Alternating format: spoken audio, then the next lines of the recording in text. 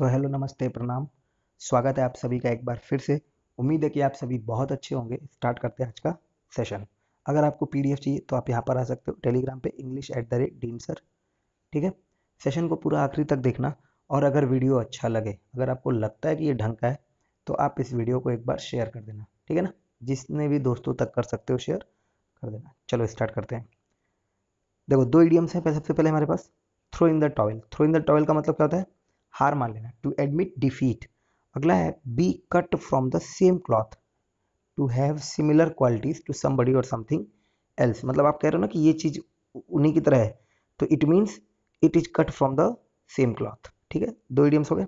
अब देखो, the BJP, both party and government, party और सरकार दोनों तौर पे, have thrown in the towel as far as the economic and pandemic are concern.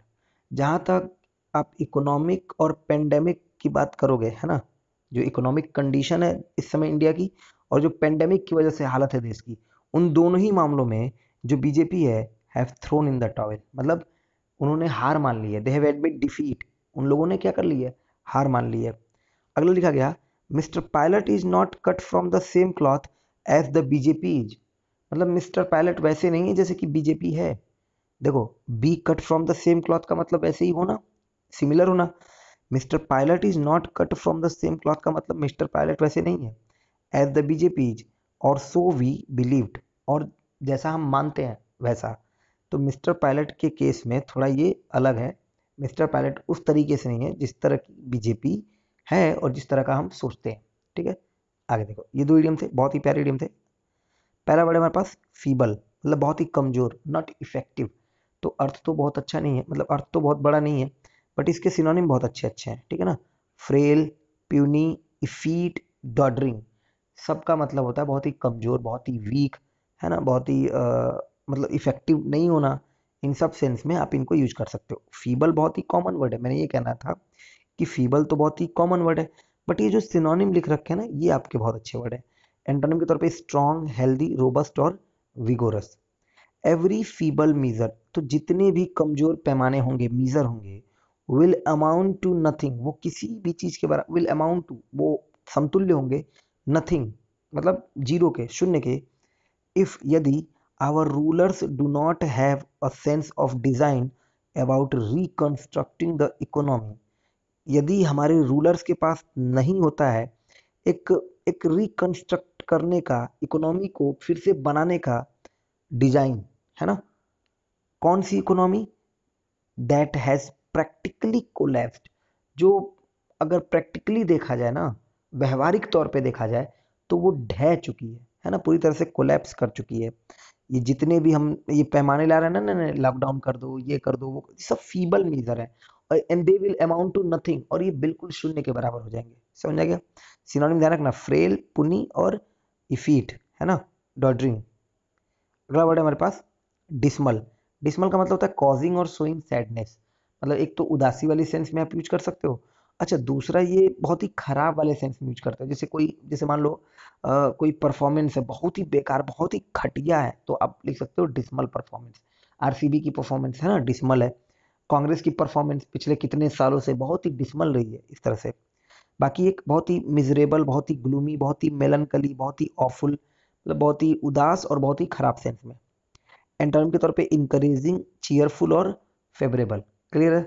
आगे देखो, आई रिमेंबर वेल, ये एक जर्नलिस्ट है, वो बता रही है ना, तो वो लिख रही है, मुझे बहुत अच्छे से याद है, what a dismal place India was in the 70s when I became a journalist. मतलब क्या हालत खराब थी भारत की, क्या मतलब इतने बुरे स्थिति में था भारत। तो I remember well what a dismal place India was in the 70s, 70 के दशक में, when I become a journalist, जब मैं जर्नलिस्ट बनी थी उस समय। ठीक है, तो सिनोनिम ध्यान रखना, मिजरेबल, ग्लूमी, मेलनकली, ये तीनों अच्छे वर्ड है। मेलनकली उदासी के लिए स्पेशली यूज करते हो, ग्लूमी अंधकार में या फिर बहुत ही सैडनेस दिखाना हो, मिजरेबल बहुत ही खराब, बहुत ही दयनीय। क्लियर? आगे देखो, फिर एक वर्ड है शॉडी। शॉडी का मतलब क्या है?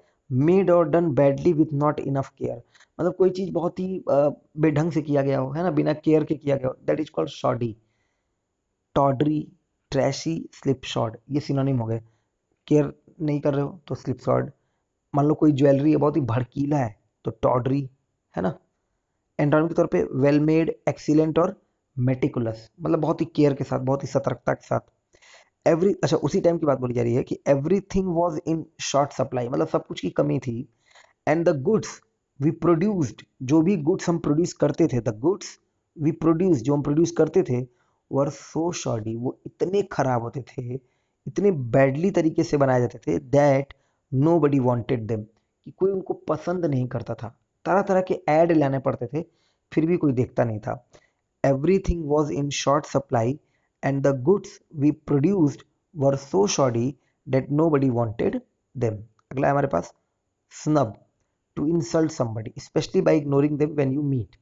मान लो कोई मुझसे मिलने आया, मैंने इनकार कर दिया, तो एक तरह क्या किया, झिड़क देना, स्नब करना।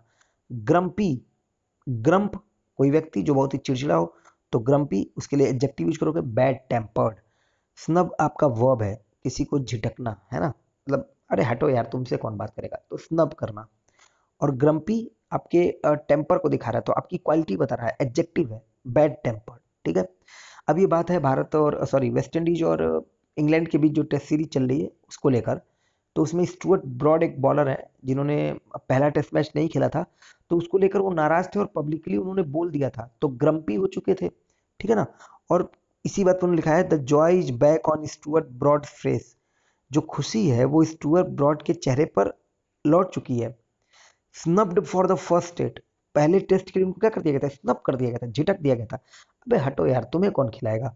तो snub for the first test a fortnight ago, 2 हफ्ते पहले, comma, he was grumpy and publicly expressed his displeasure, वो बहुत ही चिड़चिड़े हो गए थे और उन्होंने पब्लिकली एक्सप्रेस किया था अपनी इस डिस्प्लेजर को, कि मतलब मेरे साथ ऐसा क्यों किया गया। फिर उन्हें दूसरे टेस्ट में लाया गया, बहुत अच्छा परफॉर्मेंस किया, तीसरे टेस्ट में भी उनकी परफॉर्मेंस काफ़ी अच्छी रही है। इस पर ये बात लिखी गई है। अब ये जो 4 वर्ड लिखे गए हैं, ये 4 वर्ड में से इन 2 वर्ड के लिए सिनोनिम्स है। आपको कमेंट बॉक्स में स्नब के लिए इसमें से सिनोनिम ढूंढ के लिखने बताना है, और ग्रम्पी के लिए इसमें से सिनोनिम ढूंढकर बताना है। समझ गए आप मेरी बात। इन दोनों वर्ड के लिए सिनोनिम्स इस 4 वर्ड में दे रखे हैं, कमेंट बॉक्स में उनको लिखकर बताओ। क्लियर, आगे देखो। अब ये हमारा है लास्ट टाइम का, चलो तो पहले इसको देख लो। The government failed to dash the tide of factory closure, तो जो फैक्ट्रियां बंद हो रही थी उसका जो प्रवाह आया था उसको रोकने में सरकार फेल हुई, तो वो सरकार सफल नहीं हो पाई, फेल हो गई। दैट इज कॉल्ड स्टेम, पहले के लिए हो जाएगा stem. A new system has been dash to control traffic in the city, तो एक नया सिस्टम बनाया गया है, उसको डिवाइस किया गया है ना, ध्यान रखना सी वाला नहीं एस वाला, ट्रैफिक को कंट्रोल करने के लिए। द लेवल्स ऑफ पोल्यूशन, जो पोल्यूशन के लेवल्स हैं इन दिस एरिया, इस एरिया में, अब ये फाइनली सब्जेक्ट हुआ तो यहाँ पे आर लिखा हुआ है ना, ये बहुत ही प्यारा कॉमन सा एरर है अगर आप बिगिनर हो तो आपके लिए। ठीक है ना, सब्जेक्ट वर्ब एग्रीमेंट का कह सकते हो। तो जो लेवल्स है आर डैश हाई, वो बहुत ही ज़्यादा है, हाई है, कितना हाई, एक्सेसिव तौर पे, तो अनडुली। ठीक है ना, एडजेक्टिव हो गया थर्ड पार्ट में। The security leaks have caused a wide spread, क्या सिक्योरिटी लीक हुआ होगा तो बहुत ज़्यादा हो हल्ला, कॉमोशन, है ना, तो इस सेंस में बनाओगे फरर, फोर्थ वाले के लिए जाएगा फरर। The motor industry is dash at the cut in car tax, तो जो मोटर इंडस्ट्री है वो जो कटौती हुई है कार टैक्स में, या तो उस पर खुशी मनाएगी या तो उस पर रो रही होगी। तो यहाँ पे रिजॉयस मेरे पास वर्ड है, इज लगा हुआ है, वर्ब के एनजी फॉर्म में लगा दो इसको, rejoicing at the cut in car tax. The United Nation dash the invasion as a violation of international law, तो जो यूनाइटेड नेशन है उसने डिप्लोर किया है, V2 फॉर्मूले को निंदा करना, द इन्वेजन आक्रमण को as a violation of international law. समझ में आ गया, क्लियर है सभी को। तो चलो अब आज का जो हमारा कॉन्टेक्स्ट है वो ये रहा, कमेंट बॉक्स में इनके आंसर्स करो, और इससे पहले जो क्वेश्चन पूछा था उसको बताओ। अगर आपको ये सेशन बढ़िया लगा हो, अगर थोड़ा भी ढंग का लगा हो, तो जो भी आपके दोस्त हो उनके साथ शेयर कर देना, वीडियो को मतलब शेयर करना मत भूलना। आज के लिए इतना ही है, नेक्स्ट सेशन में फिर मिलेंगे, तब तक के लिए अपना ध्यान रखना। आप सभी लोगों को बहुत बहुत धन्यवाद।